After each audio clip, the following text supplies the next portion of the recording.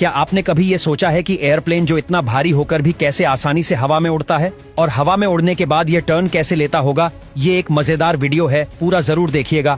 आज के जो मॉडर्न एयरक्राफ्ट है जिनका वजन 400 से 600 टन तक होता है और यह इतने भारी वजन को लेकर आसानी से उड़ जाते हैं, लेकिन इनके पीछे जो इनकी उड़ने की प्रोसेस होती है वह बहुत ही कॉम्प्लेक्स प्रोसेस होती है और जो पायलट होता है उसकी बहुत ही ज्यादा रेस्पॉन्सिबल जॉब होती है। सबसे पहले हम यह जानते हैं कि यह एयरप्लेन हवा में कैसे उड़ता है। एयरप्लेन को हवा में उड़ने के लिए मैनुअली 4 चीजों का सामना करना पड़ता है। नंबर 1 है थ्रस्ट, नंबर 2 है ड्रैग, नंबर 3 है वेट और नंबर 4 है लिफ्ट। सबसे पहले थ्रस्ट को समझते हैं। थ्रस्ट इंजन से क्रिएट होता है और एयरप्लेन के दोनों साइड विंग पर 2 इंजन लगे रहते हैं और यदि कोई बड़ा एयरप्लेन है तो ज्यादा इंजन भी लगे रहते हैं। एयरप्लेन का इंजन हवा को आगे से खींचता है और हवा को कंप्रेस करके पीछे की तरफ स्पीड में छोड़ देता है और बदले में हवा इंजन को आगे की तरफ फोर्स लगाती है, जिससे हमारा एयरप्लेन आगे बढ़ता है और यही न्यूटन का 3rd लॉ ऑफ मोशन है। इंजन का काम होता है एयरप्लेन को आगे की तरफ फोर्स लगाना। ड्रैग फोर्स या फ्रिक्शन को समझते हैं। मान लीजिए कि आप अपनी कार से ट्रैवल करते हैं और आपने कार की विंडो से हाथ बाहर निकालते हैं तो आपके हाथ को एक फोर्स फील होगा जो हवा का फोर्स होगा और यह आपके हाथ को पीछे की तरफ ले जाने की कोशिश करेगा। लेकिन यहाँ पर जो हमारी कार है उसका थ्रस्ट ज्यादा होता है और हमारा हाथ भी मजबूत होता है, तो हम कार के साथ में चलते रहते हैं। लेकिन सोचो, यदि हमारी कार की स्पीड 3-4 किलोमीटर पर आवर है तो उस कंडीशन में यदि हम कार से हाथ बाहर निकाले तो हवा का इतना ज्यादा ड्रैग फोर्स लगेगा कि हमारा हाथ टूट जाएगा और ऊपर से यदि इतनी स्पीड में कार चल रही है तो आग भी लग सकती है। क्योंकि आपने देखा होगा कि जब कोई एस्ट्रॉयड टूटता है तो जब वह हवा में स्पीड में ट्रैवल करता है तो फ्रिक्शन की वजह से उसमें आग लग जाती है और वह हमें चमकता हुआ दिखाई देता है। तो ऐसा इस एयरप्लेन में भी हो सकता है। तो एयरप्लेन का स्ट्रक्चर एरोडायनामिक्स टाइप में बनाया जाता है ताकि जो एयर का ड्रैग फोर्स है उसको कम किया जा सके और उसमें आग भी ना लगे। अब बात करते हैं वेट और लिफ्ट फोर्स की। जब एयरप्लेन का लिफ्ट फोर्स उसके वेट से ज्यादा होगा तभी एयरप्लेन हवा में उड़ पाएगा। उसके लिए एयरप्लेन के जो विंग होते हैं वह जिम्मेदार होते हैं। एयरप्लेन के विंग ही लिफ्ट फोर्स प्रोवाइड करवाते हैं। अब हम इस लिफ्ट और वेट को थोड़ा आसान भाषा में समझते हैं। ये जो एयरप्लेन होता है इसके विंग और इसके जो पीछे की टेल होती है ये मूविंग पार्ट होते हैं। ऐसा नहीं है कि इनका स्ट्रक्चर एकदम फिक्स होता है। इन्हीं को एडजस्ट करके एयरप्लेन टेक ऑफ करता है और लैंड करता है। यह विंग फ्लूइड मैकेनिक्स की हेल्प से अपने विंग्स की पोजीशन एडजस्ट करते रहते हैं और इन टेक्नोलॉजी को एयरफोल मैकेनिज्म भी कहते हैं। एयरफोल मैकेनिज्म की हेल्प से ही यह एयरप्लेन हवा में उड़ता है।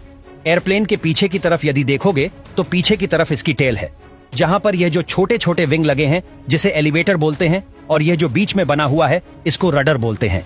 एलिवेटर जो भी एयरक्राफ्ट और वर्टिकल फोर्स लगता है उसको एडजस्ट करते हैं और रडर एयरक्राफ्ट के ओरिजिनल फोर्स को मैनेज करता है। अब यह जो रडर और एलिवेटर है यह भी अपनी पोजीशन चेंज करते रहते हैं। अब यह जो एयरफॉइल मैकेनिज्म है जो इस एयरप्लेन को हवा में उड़ाता है इसको थोड़ा सा समझ लेते हैं। देखिए, जब एक एयरफॉइल हवा में उड़ता है तो वह लिफ्ट फोर्स प्रोवाइड करता है। इस एयरफॉइल का स्ट्रक्चर देखिए। इस एयरफॉइल के आगे और पीछे के हिस्से को स्लेट और प्लेप बोलते हैं और यह स्लेट और प्लेप अपनी पोजीशन जरूरत के हिसाब से एडजस्ट करते रहते हैं। यदि इस एयरफोर्स को आप सही से देखोगे तो सामने से जो हवा आ रही है उसको यह पीछे की तरफ से नीचे की तरफ दबा रहा है। तो जो भी हवा इस एयरफॉइल के नीचे होगी उसका प्रेशर ज्यादा होगा और जो हवा इस एयरफॉइल के ऊपर होगी उसका प्रेशर कम होगा।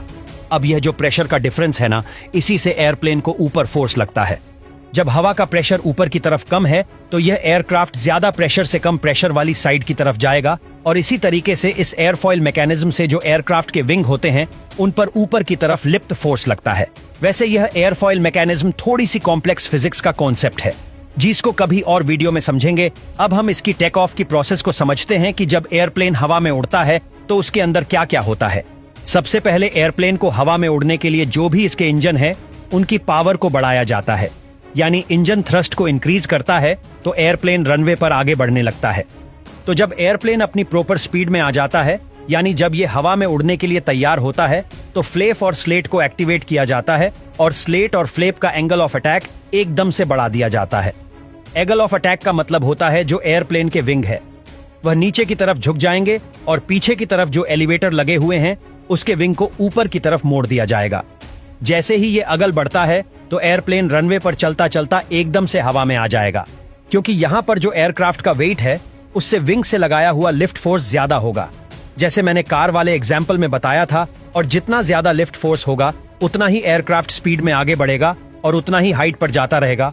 और यदि इस एयरप्लेन में स्लेट और फ्लेप को एक्टिवेट नहीं किया गया तो इस एयरप्लेन को एक बस की तरह चला सकते हैं जो कभी नहीं उड़ेगा। ये अब एयरप्लेन के इंजन तब तक थ्रस्ट को बढ़ाते रहेंगे जब तक अपनी ऊंचाई पर नहीं पहुंच जाता, और जब एयरप्लेन अपनी जरूरत की ऊंचाई पर पहुंच जाता है तो विंग का जो एंगल ऑफ अटैक है उसको कम कर दिया जाता है, और इस केस में एयरप्लेन का वेट लिफ्ट फोर्स के बराबर में होगा तो इंजन को थ्रस्ट भी कम जनरेट करना होगा और फ्यूल की कंजम्पशन भी कम होगी। एक बार जब एयरप्लेन रनवे से हवा में आ जाता है तो एयरप्लेन अपने टायर को भी अंदर छुपा लेता है ताकि जो हवा का ड्रैग फोर्स है उसको कम किया जा सके। चलो, अपना एयरप्लेन हवा में तो उड़ गया सक्सेसफुली। अब बात आती है ये हवा में टर्न कैसे लेता है। देखिए, यह भी एक गजब की साइंस है। दो तरीके हैं एयरप्लेन को हवा में टर्न लेने के लिए। पहला, यदि हम पीछे की तरफ ये जो रडर लगा है उसको यदि एडजस्ट करें तो एयरप्लेन टर्न ले सकता है। लेकिन इस कंडीशन में जब एयरप्लेन टर्न लेगा तो जो भी इसके अंदर पैसेंजर है उनको एक साइड में धक्का लगेगा। तो फिर ऐसा क्यों किया जाए? यहां पर तो हवा है, हम जैसे चाहे वैसा टर्न ले सकते हैं, और यह प्रैक्टिकल मेथड भी नहीं है तो इसके लिए पायलट एक दूसरा मेथड यूज करते हैं। इस तरीके में एयरप्लेन के विंग है, उनको एक को नीचे की तरफ कर दिया जाता है और दूसरे को ऊपर की तरफ कर दिया जाता है। जब ऐसा किया जाएगा तो एयरप्लेन ऐसे तीर छा हो जाएगा।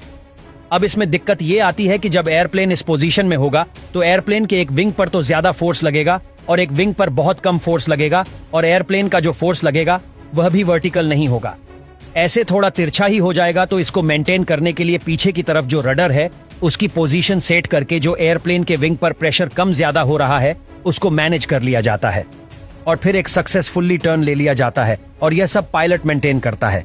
इन सबको कॉकपिट के अंदर से, जो एक बहुत ही रेस्पॉन्सिबल टास्क है। अब जब इस एयरप्लेन को लैंड करवाना होता है तो इंजन के थ्रस्ट को कम कर दिया जाता है। तो जैसे ही इंजन का थ्रस्ट कम होता है तो एयरप्लेन धीरे धीरे नीचे आने लगता है, जिसमें प्लेन का लिफ्ट फोर्स प्लेन के वेट से कम होगा, जिसे प्लेन आसानी से टेक ऑफ कर पाएगा।